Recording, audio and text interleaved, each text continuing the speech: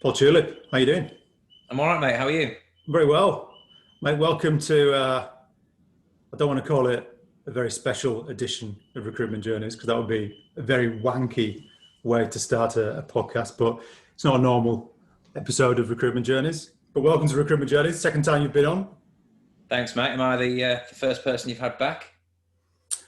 No, mate, no, you share that coveted position with a bloke called Greg Savage. Oh, yeah. You might have heard of him. Yeah, he's kind of a big deal, isn't he? Been around a couple of years. But mate, shall we be honest? Shall we be honest with the listeners and the viewers? This is actually the third time Oh, that we've done this. well, you brought it up, so you'll have to explain what happened then, Pete. Well, we recorded this little fireside chat a few weeks ago, and technical genius that I am, I pressed the wrong button somewhere, and when we played it back, I sounded like Darth Vader, didn't I? Apparently. So this is very good of you to give your time again. That's all right. I'll Got explain. a lot of it at the moment. You've got a lot of time sitting at home. I'll explain what we're doing. So, mate, this is Recruitment Journeys, the podcast series. And as it says on the tin, it's all about speaking to certain people from the predominantly Australian recruitment industry and talking to them about their recruitment journey. A few people over the last year and a bit that I've been doing this have suggested very nicely, maybe they've just been polite, that they'd like to hear my recruitment journey. And but that would involve me interviewing myself, which would be a bit weird. So I thought, who's best to do it? None other than the BBC's Paul Tulip, the man with the most media experience of us all. In fact, a bloke who's now got his own podcast, so is adept at this kind of stuff.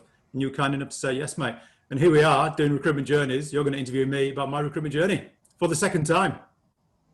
Well, hopefully it'll be a bit slicker this time, Pete, and you've had an opportunity to polish up your answers. You're back for the second interview, mate. No, as I said earlier, I've given it very little thought, but we'll get it. Oh, by the way, before we progress, happy birthday! It was your birthday recently, wasn't it? Before I forget. It was, mate. October 1st. I saw birthday. How was that? That was all right, actually. It's not bad. I laughed at everyone in March and April that were having these ISO birthdays, and I may have said out loud to a few people that it just won't happen to me because I'm special. And October's a long way away, but there I was on Zoom calls, back after back after back, and you end up having that awkward, similar, repetitive conversation with all your relatives and friends, and the kids come in the picture, and then you have to talk through the kids to the pet, tell them this, tell them that, and it was draining, to be honest, but it was good fun. Yeah. It was as good as it could be, mate. I still felt special, which was good.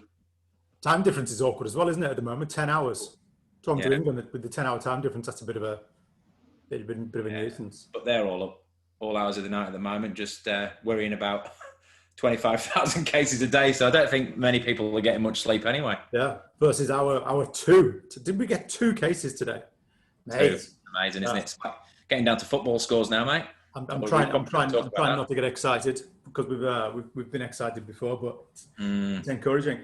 Right, mate. So Recruitment Journeys. Can you remember how this works? Yeah, mate. Yeah, no, I'm a seasoned professional, mate. I'm a seasoned professional. So if you just wouldn't mind just, buttoning your lip and letting me get on with it, that would be advantageous. It's all about you today, Pete. Thanks, mate. Tables have turned. Thanks, mate. So I'll coin one of your, starting points. I've noticed that your podcast do follow a certain rhythm and a certain structure. So I'll try and even do this bit word for word for you. Are you saying that they're repetitive, my questions? I never said that, Pete. I never said that. Said they're very structured and regimented. It also does subliminally tell you that I've been listening to them. So yeah, well, there we are. That's good. Take away, mate.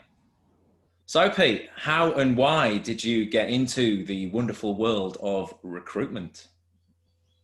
Right. Well, there is a very specific story to this.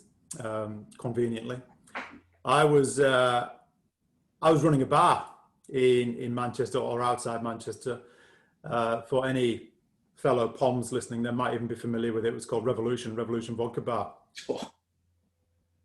Familiar with it? Chili vodka? They had a good one in Leeds, didn't they? In fact, they had 2 in Leeds. They loved it in Leeds. It was great, mate. It was great. But that chili vodka, I don't know why anybody kept buying that. It was horrific. Yeah, big gangs of lads, big gangs of like football teams and rugby teams used to come in and just hang on a minute, I need to take you to task on that bottle of water. I seem to remember listening to one of your podcasts, Tulip Talks, and you were very, very unhappy when people gulped from a bottle of water. You were very quick to call them out for being dicks, and here we are right now observing Paul Tulip drinking from a bottle of water. Well, the reason is I'm sat on my wife's machine at the moment because she's got a better camera, and it's her water bottle, as you can tell, because it's got a pink lid on it. But yeah, I just don't like people that have those massive water vessels and they carry them around like like they're relying on it like oxygen, and they get all, tense and nervous if it's without a range and all that. And I love my water. Water's great, but I just don't like people banging on about it. Anyway, we shouldn't digress, Pete. Back to vodka, from water to vodka. So I was running Revolution Vodka Bar just outside Manchester, and a friend of mine, Tim Woolman, who's still in the recruitment industry to this day, had just started working at the S3 Group, Computer Futures from memory. And I remember him ringing me on the pub or the bar payphone. I remember him telling me that he just picked up a paycheck for £11,000. And I seem to remember saying to him, mate, is that your annual bonus or your 6 monthly bonus? And he told me that was his commission check for 1 month, 11 grand, which was close to being the total salary that I was on for running a pub. So I basically said to him, mate, how do I get, and this Tim Woolman, look, I love him like a brother, but he's a self-confessed, he's pretty lazy. I mean, I carried him through university, and I thought if Woolman could do it, I can do it. So he got me an interview at Progressive Computer Recruitment, who were opening soon in Manchester. And I had six interviews in Birmingham. And they were each about 3 hours long, these interviews. So, between 18 and 20 hours worth of interviews. And then I had to go down to London for the final interview with Tim Lloyd, the founder of Progressive. I remember him telling me that Progressive were like the All Blacks of the recruitment industry. And did I consider myself to be an All Black? Clearly my answer wasn't good enough because I was rejected. I was rejected at the 6th or 7th stage. Should have done the hacker. Say again? I should have done the hacker. You got straight in. I should have done something because I was flat out rejected, and it was almost as if the 6 or 7 or the 6 interviews that I had previous didn't matter, didn't count for anything. So I finally got some feedback, and the feedback was, look, mate, you've never worked in an office, you've never worked in sales, you don't know anything about computers, you're running a pub. Why on earth would we give you a job in a recruitment business? And it's a brand new recruitment business. We need people who we know who can do the job. So I was rejected, and I was told to go and get 6 months sales experience, then reapply. So I quit my Revolution Vodka Bar management job, which I loved, by the way. Why wouldn't you? And I went and got a job doing telesales in a warehouse on an industrial estate in Manchester, selling computer components. It's freezing. This place was massive. It was freezing. We all had to wear hats and gloves. And I sold computer components for 3 months. I didn't want to wait 6 months before I reapplied. I waited for 3 months, and then I sent the manager, a guy called Keith Southern, a very cheesy letter, because I didn't even have email back then. Sent him a letter basically asking for another interview. Got another interview, got the job. So I had to fight and I had to scrap for that job. And so when I asked that question, not only on my podcast, but in my line of work of rec to rec, how did you get into recruitment? 99.9% of people tell me that they fell into recruitment. And it wasn't even on their radar. And that grates me because that wasn't my story. I think I've only met 3 or 4 people who specifically targeted recruitment as an industry and fought to get into it. And I'm one of them, Tulip. I'm one of the few. And out of those people that you do know that chose it as a career, did anyone else get rejected from it? Or is that just you? I've just remembered that the common theme of our previous conversation was me being rejected for things. No, but you got there in the end. A little battler, hey? Just me. But mate, it's all about tenacity in our industry, right? And that was me demonstrating my tenacity. I remember ringing when I got rejected from Progressive. I remember ringing Huxley Associates, who were like the posh S3 mob. They had an office in Cheshire rather than Manchester. And I rang them and I very proudly told the director that I'd had 6 interviews at Progressive. and therefore she should give me an interview. But of course, she responded with, "Well, but did they give you a job?" I said, "No, I got rejected after 6 interviews." She said, "Mate, see you later." Basically put the phone down on me. But I returned. So you got the job, Got the job. with the S3 group. That would have been early 90s or late 90s. I don't know. I mean, you tell us. I think it was 19, I'm rubbish with dates, but I think it was 1997. Oh, nice. Good year. Good music around at that point as well. Well, I don't know. The best music had probably passed us by the, well, I mean, unless you're talking about Talking about Oasis. this, Pete. But the better music was probably 4 or 5 years earlier, wasn't it? To be honest. Yeah. So you've embarrassed yourself there a little bit. Speaking of which, not the first time I've embarrassed myself regarding music with you, is it? Remember that time I didn't know you were even there until a few days later, but I was at the same concert as you, wasn't I, in Melbourne? Well, mate, I mean, look, you were there. In theory, you were there, but you were there in body, but you weren't there in mind. It was when the mighty Stone Roses reformed, and for some bizarre reason came to Melbourne. I mean, it's great that they did. I'm sure there was plenty of other places they could have went to, but they went to Melbourne. They came to do a festival, didn't they? But they also played a gig, and I was standing at one of those barriers, and in front of me, in the throng of slightly middle-aged English blokes who all couldn't believe what they were seeing, there was one particular bloke, not quite middle-aged, English bloke, going nuts, like running up and down like a lunatic, like a man possessed. In no time to the music. He didn't seem to know what song was being played. It didn't matter. Didn't have to. You were very, very, very happy and lost in the moment. And then I had reason, I don't know why, but I had reason to speak to your boss the following morning at about 10 a.m. And I said to him, is Paul Tulip in the office yet? He went, no, how do you know that? How do you know he's not in the office? So, mate, I suspect he won't be in the office until about 2 o'clock this afternoon. You had a good night though, mate. I had a lovely time. No, it was a lovely time. You should have come and said hello. Mate, I would have needed a whale harpoon to somehow get your attention. Oh, hang on. That was a bit of a jibe. Jesus, we've all put on a bit over ISO, Pete, but that was a low blow. Okay, if you want to set that tone. I can't even have a go at you about your hair this time because you've had it cut since last time we tried to do this. I've had a crew cut and it's grown back. Real treat. So S3 days in the 90s, talk to me. What was it like? Boiler Room meets Wolf of Wall Street?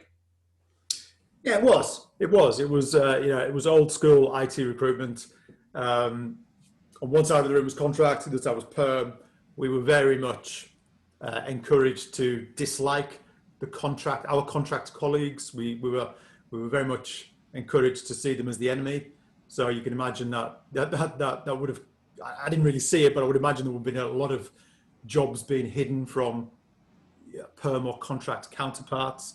And we would all go to the pub on a Thursday night and we would socialize and even become friends. But during office hours, we were actively encouraged to dislike them. So what were you? Were you contract or perm? Yeah, I was perm. I wasn't quick thinking or salesy enough to be a good contract recruiter. Right. Wasn't quick thinking or salesy enough to be a good perm recruiter either, but that's where they put me. And then it was brilliant. There were some phenomenal characters. Like we had a real eclectic office where it was almost as if the wackier you were, the more accepted you were, the more successful you became. And I was thinking about this the other day. We only had in an office of maybe 40 or 50 recruiters, I can only really think of 2 or 3 people who were really professional and took the job really seriously and dressed well and conducted themselves well. And they almost became the laughing stock, or certainly the black sheep of the office. But we had some mad characters, Keith Southern and Declan O'Boyle and Francis Dunleavy. Probably not the people to learn your craft from, but they were phenomenal recruiters and even bigger characters and personalities. But it was Wolf of Wall Street. You used to see things like, if you weren't on the phone, you would get yelled at. If you didn't do an outgoing BD call for a certain amount of time, you'd have your chair taken away, etc. Yeah, nice. But it's a good place to cut your teeth, great place to make friends, great place to make some money. And I'm still in touch and still friends with quite a lot of people from the S3 days. Were you any good? Was I any good?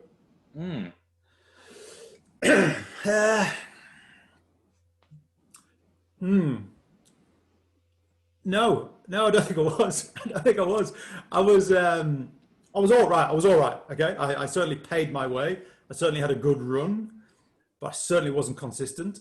I certainly wasn't naturally gifted at IT recruitment. I could make the excuse and say that IT recruitment wasn't for me, but I didn't understand technology. I didn't have any interest in it. I didn't connect with the candidates or the clients. I didn't understand the job descriptions. That wouldn't have helped. What sort of roles were you working on? What was your sector? Network engineering, Cisco, LAN, WAN. I remember speaking to the LAN, WAN guru from Birmingham, and she was talking to me about it, and I was just like, I have no idea what you're talking about. I just remember Cisco was something that I used to say quite a lot. But no, I wasn't gifted at it. I wasn't consistent. People around me were much better than me, but I held my own and paid my way for a while. I did have one moment of glory where I was basically given a lead with, I feel like saying IBM or ICL, somebody beginning with I, and they gave me like a dozen network engineering jobs. And I managed to get 7 offers out of a dozen. And all of the offers came in at about 5 or 6 grand more than the candidates were on. So in theory, they were easy closes. 5,000 or 6,000 pounds, almost 20 years ago was a lot of money. So, and all the offers came through in one morning, and I had them all written down. And in those days, we still in some recruitment businesses today, but in those days, in the S3, there was a big bell on the walls. Every time you did a deal, you walked up, you rang the bell, and the whole office cheered. So I've got these 7 offers in front of me, and I'll ring the candidate. I say, Johnny, you said you told me you'd accept 22 grand. And they say, yeah, Pete, I will accept 22 grand. Guess what, mate? You got 26 grand. Are you in? I'm in. Boom. Phone down, stood up, walked to the front of the office, ring the bell, big cheer. Went back to my desk. Did it again. Dave, you said you'd accept 24, got you 28. Boom, boom. And did it about 7 times, 6 or 7 times. I think it was 6. I think I'm lying there, but I think I did another deal. But I did 7 deals in one day, which put me on the map, kept my job safe for a while. I think it was a record for a while, but then shortly after that, I was found out for being a pretty average IT recruiter. So how did they get rid of you in the end? I mean, why did you decide to move on? I tell you what, mate, there's some truth to that actually, because I decided, again, I referenced my old mate, Tim Woolman, who actually got me into recruitment. He moved to Australia, and he told me it was pretty easy for me to get a job in Australia. So I started interviewing for jobs in Australia, and the S3 group found out that I was interviewing for jobs in Australia. And quite rightly, why would they want to pay me a salary when I had half a foot out the door? So I think it was gently suggested that I should make my way to the exit. How did they find out? Were you walking around the office with a corked hat and a kangaroo under your arm? I was dubbed in. I was dubbed in to coin an Australian phrase. I don't know how, but one of the directors from Birmingham found out I was interviewing in Australia. I don't know how, and she dubbed me in. Oh well, maybe a good job that they did anyway. So you went across to Sydney? Yes, Sydney. Yeah. And what was the job? So I stayed in IT recruitment for a few years. The penny hadn't quite dropped that I shouldn't be in IT recruitment.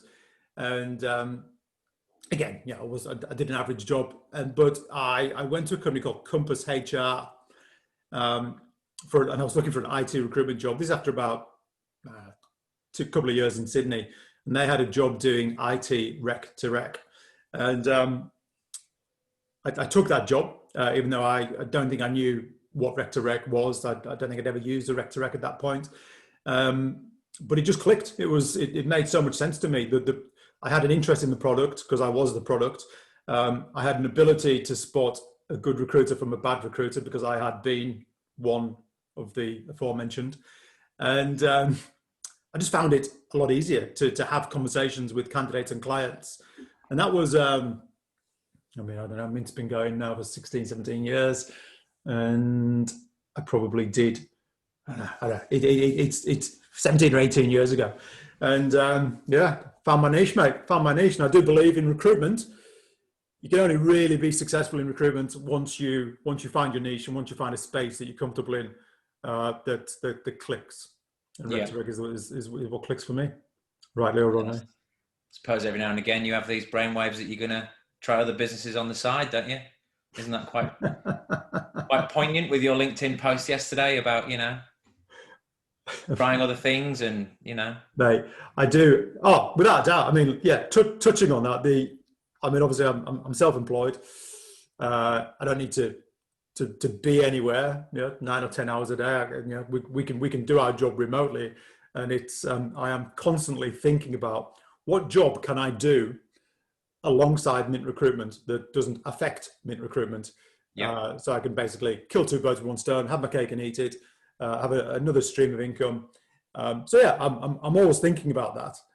But as I think it was Rod Hoare commented on the LinkedIn post that you refer to, and he said, yeah, the problem with that is our job is so consuming. If you're busy, and it's right, if you're busy on a recruitment desk, now there aren't enough hours in the day, is there? So how the hell do you go and run a new business or a different business or an additional business? Yeah, well, but we can dream, Paul. We can dream. Absolutely, mate. Yeah, absolutely. Well, you never know. You might be a professional podcaster one day. No, I'm very happy being an amateur podcaster. Much like yourself. I can tell you, mate, it's tough at the top. Doesn't come easy. What would be your dream job if it wasn't in recruitment? If money wasn't an issue, say you won the lottery, so that's a bad example because you wouldn't do anything if you won the lottery, I'm sure. But what would be your dream job if you didn't have to worry about the revenue associated to it? Dream job. Did you ask me this last time? Yeah, I did, yeah. Did you? Did I have an answer? I'm not telling you. God, man. All right. I tell you what, okay. I think I know what it would be. I'd like to work at Adidas. And I'd like them to give me a job as a designer. Designing what? Trainers. Right, okay. Not clothes, just trainers. Just trainers. Because I feel like Adidas have lost their way. Adidas, by the way, is my favorite brand. Okay. I think ever. And I feel like they've lost their way. I think all of their trainers have become clumpy, kind of Spice Girl inspired and big, chunky, horrible things. And blokes of my era, possibly even your era. Remember back in the day, we call them retro. You had beautiful, thin-soled gazelles. Yeah, and Stan Smiths. Stan Smiths, yeah, but they were never really streamlined. But there was in the 70s and 80s, there was a period when gazelles and other Adidas trainers were beautifully streamlined, and they look really good with jeans. They've gone. Well, they've gone. So Adidas need to give me a job to go and sit in the design room, and I'll design a whole new line of streamlined, slimlined Adidas retro trainers. But maybe hang on, I'm finished. Then they will give me full importing rights for Australia. That's a bad idea because Australians don't really get it. Then they'll just give me they'll let me put my face and my name on the side of them, and then I'll just flog them around the world and make a small commission off each pair of trainers. Maybe, and I'm no expert on this, but maybe they have thought about this and they're not going to make a trainer that would only appeal to maybe 1% of the market, which is a has-been pommy Brit living in Australia, and maybe they're appealing to the mass market, which is the down with the kids, chunky, Spice Girl-esque runners. No, they are missing a massive trick there, massive, because middle-aged English blokes who remember the terraces and the clubs and the dance floors, right? Well, do you know what's really disappointing me about this conversation, Pete? And I'm deadly serious now. I'm going to give you a talking to like I would do if it was any one of my candidates. Yeah.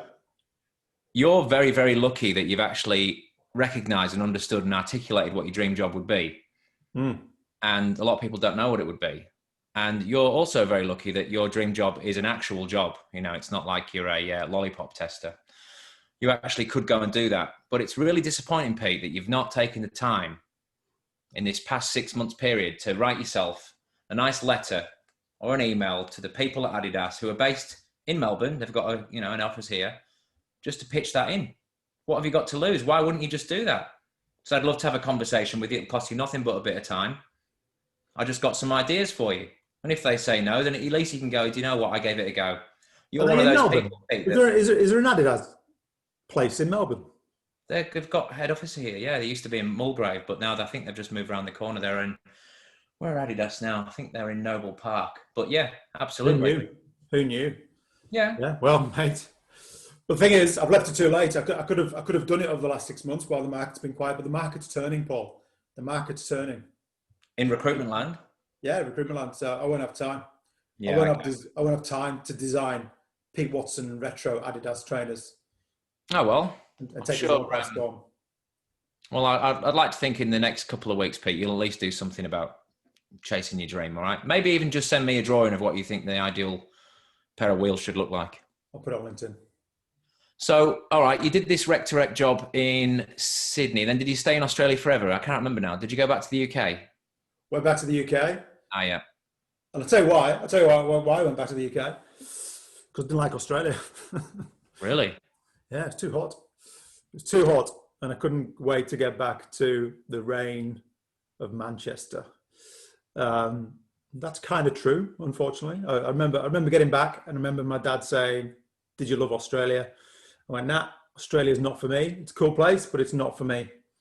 And then I met the mother of my children, who's from Melbourne, and found myself coming back a few years later, and have been here since. I've been in Melbourne now for 13 years. Do you prefer Melbourne than Sydney? Yeah, I think Melbourne's a pretty cool place to exist. I think it's a pretty cool place to raise kids. Safe, healthy, easy. Got a load of good restaurants we can't go to. A lot of good restaurants, lots of sports that we can't attend. Yeah. Zero music going on. But I have noticed in the 13 years I've been here that a lot of the good English bands are now making their way over, and they didn't a while ago, but a lot of them do now. Yeah, excellent. Yeah. But yeah, so it was London. It was London for went back and started Mint Recruitment in London. And when did you decide to? So did you actually have a job when you went back to England? Then did you just then start Mint Recruitment? You started your own rec to rec, or did you work for another business when you got there? No, so I worked for another business, and I don't know, like any recruiter, I was billing a certain amount of money per month, and arrogantly, naively, accurately, kind of concluded that those dollars or those pounds were coming through the door because of me and my efforts, and not much to do with the brand I was working for. So I decided to strike out on my own. And how did you get do you have some cash together saved up, or how did it work? How did you finance the startup? I went to my dad and I said, "Give me £10,000 or loan me £10,000." And did you say please? Probably. Yeah, it's a real hard. Getting money out of my dad to start a business wasn't difficult. It was my mother who was opposed to the idea. Mm-hmm. She was like, "You've got a good job, you've got a good salary. You don't need to do anything crazy like starting a business. It's ridiculous." But I managed to get £10,000 out of them on a loan basis as a worst case scenario. And I remember when I started the business, having lots of kind of last minute doubts about, and you might have gone through this when you started Yorkshire Bridge, having lots, well, no, you probably didn't, having lots of last minute doubts, thinking, right, have I thought this through? Is there anything that I've missed? Am I actually as good as I think I am? What if I don't bill? What if the brand behind me is actually more useful than I've ever given it credit for? All these doubts go into your mind. And that's when I went to my dad and said, "Look, give me £10,000 and I'll get it back to you as soon as I possibly can." And I billed £15,000 in my first month. Amazing. And I gave him the 10 grand back, untouched. Boom. Amazing. And never looked back. Never looked back. Ironically, this is the same man he won't thank me. He might watch this. He won't thank me for saying this because I'm making him sound really generous. And he is a generous man. But he once picked me up from Newcastle Airport. Drove from Cumbria to Newcastle Airport to pick me up. I think I was coming from London. Don't know why I flew. That's just how I roll. And he charged me £40 petrol money to pick me up from Newcastle Airport. Wow. He denies it to this day, but it definitely happened. When did he ask for the money? At the end of the journey or before? I don't remember. I don't know. But I reckon it was at the end of the journey and you chewed his ear off and he just thought, oh my God, this has not been worth it at all. I'm going to charge him. Otherwise, this has been a complete waste of time. So you got it. So you got £10,000 and 40 out of me. No, that's nice. Yeah. So you came back to Melbourne and did Mint continue in the UK at all, or was Mint just you at that point? Because you've got a UK counterpart now, haven't you? Frank Wadsworth, I believe his name is. Frank Wadsworth. Frank, nice guy, Wadsworth. So Mint Recruitment, we had a good few years in London before we decided to move to Melbourne. Mint Recruitment was, at one point we were 9 people. And yeah, I thought I was bloody James Caan. I thought this was going to make me a millionaire. And I was paying people way too much salaries, way too much commission. We were in offices that were just too nice, and we were making money. But you know what? We were probably making just the same amount of money having 9 people as I would have had if I was on my own. Mm. Yeah, because I just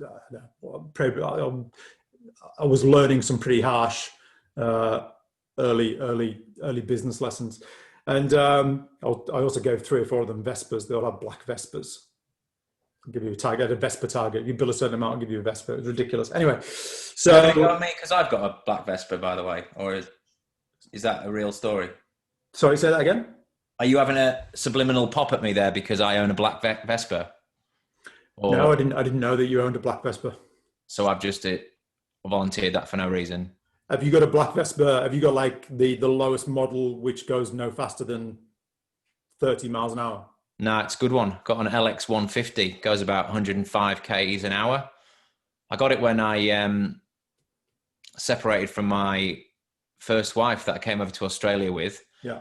And we only had 1 car anyway because we lived in Windsor, so I didn't really need 2 cars. So anyway, she got the car, and I thought, well, I'm not going to get a car. I don't need a car. But I thought I've got to have some set of wheels. So I thought I'll get myself a little Vespa, bomb around, get to my meetings on time, which was all very well and good. I mean, it was good until somebody actually took a picture of me on it and then sent it to me. And I was like, oh, this is not as cool as I thought it would be. Vespas are amazing, but they are amazing, but I don't use it anymore. But it annoys me every time that I have to pay the rego, which is still like $750, which is crazy. And I wouldn't do more than 200 kilometers a year in it. But anyway, I'll keep it for the kids one day. Have your tires ever got caught in the Melbourne tram lines? No, Pete, because I'm not a complete idiot when it comes to driving it. Because that worries me. That's because I've thought about getting a Vespa a few times when I think, no, I'm bound to go down the tram lines. And well, they're wider than the actual tram lines for a start, but I'm sure you'd find a way to fall off it. If that's your mindset, Pete, you just don't get one. Oh, well, that's good to know. Good to know. But yeah, so Mint in London was 9 people, and then we fell pregnant with our first child and came back to Melbourne. Yeah, right. Okay, cool. Just to get you back on track. Don't you worry about my structure, Pete. I'm all over this. So now you're just you in Melbourne and Frank in the UK. Yeah. So Frank actually, so when I arrived in Melbourne to launch Mint, didn't know a single person in Melbourne. The only person I knew, one person, was Frank Wadsworth. And Frank was I don't even think he might have been an associate director at Hudson, which was Morgan and Banks. And Frank had a brilliant run with Morgan and Banks. He'd left Progressive in the UK, so we started together at the S3 group with only a couple of years recruitment experience. When he arrived at Morgan and Banks in Melbourne, they gave him some crappy little untouched industrial corner of Melbourne, and said, right, nobody's ever done IT recruitment over there, Frankie boy, it's all yours. And he turned it into a goldmine. He became $1 million biller, and he was consistently doing like 250k quarters, just like a legend. So then they turned him into a manager, and he was one of those rare people who's actually a good manager as well as a good biller. And then they sent him to Sydney to fix Sydney because they had a few problems in Sydney. And Sydney, Morgan & Banks back then was about 40 IT recruiters. And then they sent him back to Manchester to fix Manchester. And then, none of that was enough. He wanted something bigger and better for his career. So he joined Mint Recruitment. Nice. Okay, I'm going to ask you some random questions now. I'm going to try and throw you off the scent. Not going to talk about too much of the past. I want to talk about you. I want to ask you some opinions on stuff. Okay. Does the stereotypical English recruiter still exist? Is that still a thing? So when you say stereotypical English recruiter, you mean like white boy, barra boy, geezer, fruit and veg salesman, double glazing salesman? Yeah, and a bit of a knobhead. Yeah. Usually from Essex or London. That's the person that you refer to, right? Do they still exist? No, by and large, they don't. You still get people from those parts of the world, from those eras, but I think there was a period, probably when I came over in 2000, there was a period where the Australian market was absolutely flooded with them because lots of people came over from the S3 group, and we had plenty of those people. Lots of people came over from businesses like MSB, and we absolutely flooded the market. And for a while, I say we absolutely flooded the market, and we took over for a while. But slowly but surely, the Australian recruitment industry said, no, we don't like this style of recruiter, and people were either rejected by the industry or they pulled their heads in. And I think there's plenty of people from that era who still exist and are still successful recruiters in Australia today, POMs, but that barra boy style just didn't exist. Simples. Do you agree? I mean, even in the time, how long have you been in Australia now? 10 years? 11 years. 11 years? You probably wouldn't have encountered many people like that, right? No, not really. But I still think there's a certain type of English recruiter that is a little bit stereotypical in just the way that they do the job and a little bit rough around the edges, maybe. I don't know.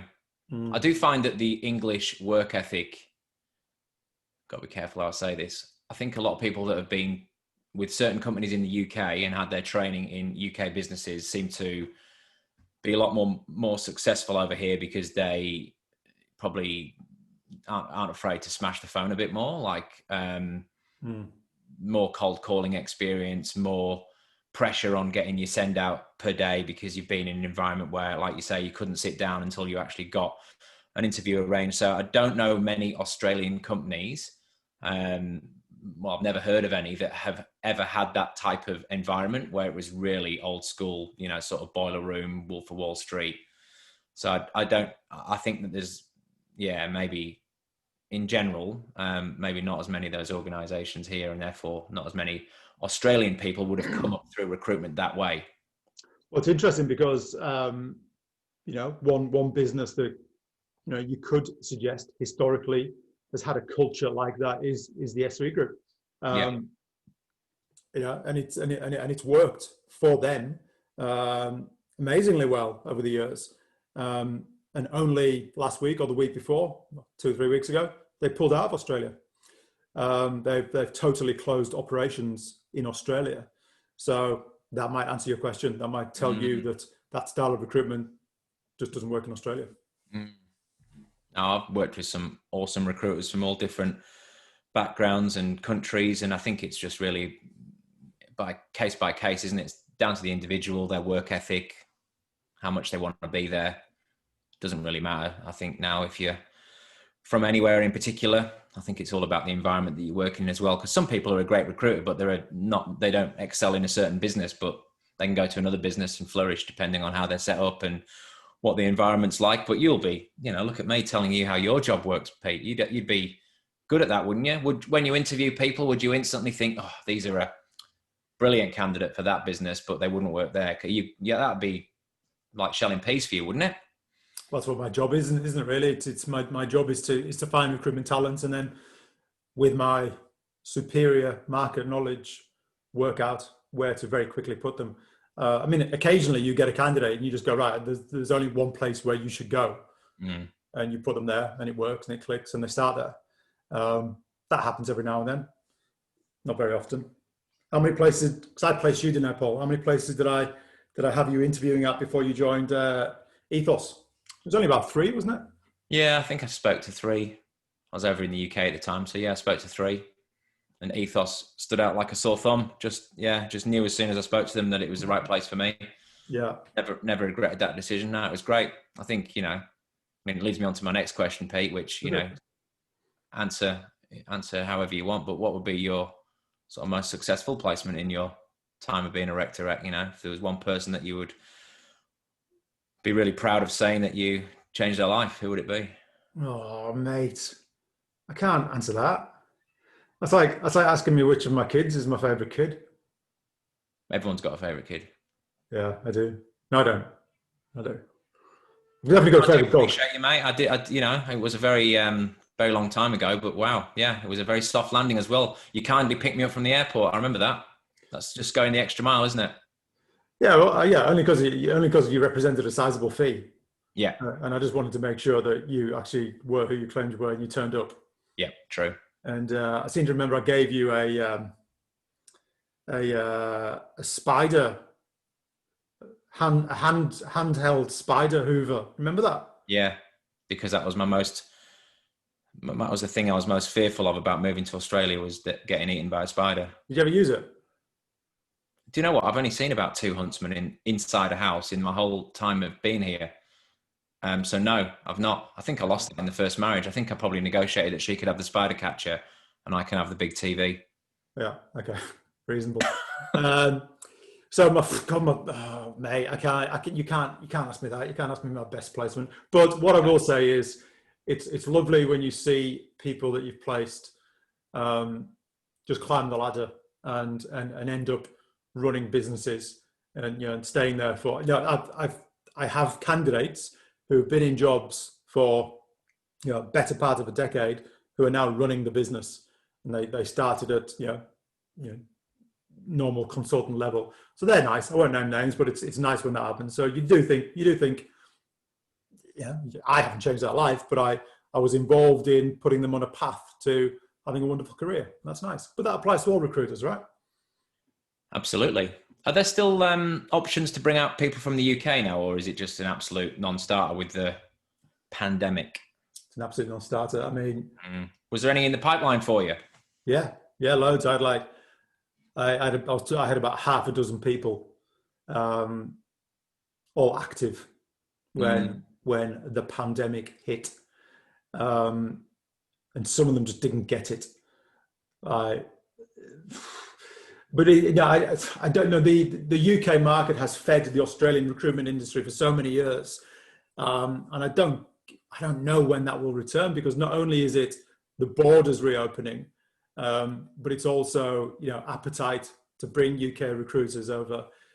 Businesses are going to be so much more risk averse and reluctant to pay visas and all the rest of it. Having said that, the market will return. Having said that, we're going to be so talent short in the recruitment industry when all this is said and done, because so many people are leaving the industry. Yeah. So there's going to be so many empty desks, and once a vaccine is found and business is booming again, and all those desks are empty, and we can't find people in Australia, we can't find recruiters in Australia, they have to be populated from somewhere, and hopefully the floodgates will open for the English again. In addition to that, I don't quite know the details, but I believe there has been some kind of agreement in light of Brexit between the UK and the Australian governments, which will make it easier for POMs to get visas. Oh God! So it might even be the case in time that more and more and more recruiters from the UK than ever before will descend upon these shores, and I'll be right in the middle, meeting them at the airport with spider catchers. And there you go. No, well, as long as they're adding value to the country, Pete, as long as they mix as well, there's nothing worse when pommies stick to their own circles. It's one of my pet hates. If you're going to come to Australia, integrate, don't whinge about how everything's different over here and you can't get quavers or hula hoops. Just get on with it.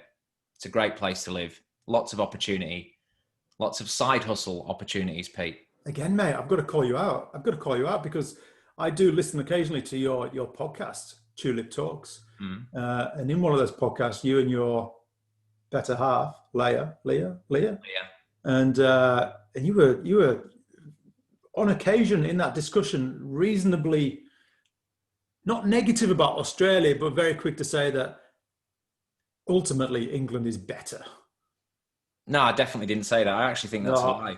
Mate. I said many things about England are fantastic, but I never mention them out loud because I get the best of both worlds. I can go back to England, which I love, but I'd rather be in Australia. I've got an Australian passport. I am Australian.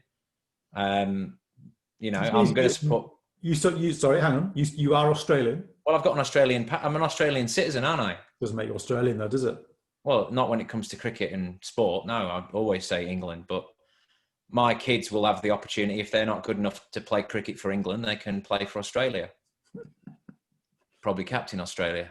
But no, I just don't like, I just get frustrated, I guess, with my wife's Australian, getting pulled up all the time still for saying certain words wrong. Well, that just annoys me. It's a garage. Yeah. It's a flip-flop. Yeah. Stuff like that. And it's butter. It's not batter. It's butter. The butter's in the fridge. Do you say thongs? Nah. I can't bring myself to say thongs. And then on the odd occasion, you find yourself using their local lingo because it's just easier not to have to explain. Oh, flip-flop. What's a flip-flop? Do you say good day? No, but then you know what? I have listened to some of my podcasts back and I sound so Australian. I'm really bad like that. I used to be like that on holiday as a kid. If I was playing in the swimming pool with an Irish kid for 4 or 5 hours, I'd be fully Gaelic by the end of the day. But anyway, very impressionable. It's not about me though, Pete. It's about you. And I think we are closing in now on the final chapter. What does the future look like for Mint Recruitment? What's the vibe out there?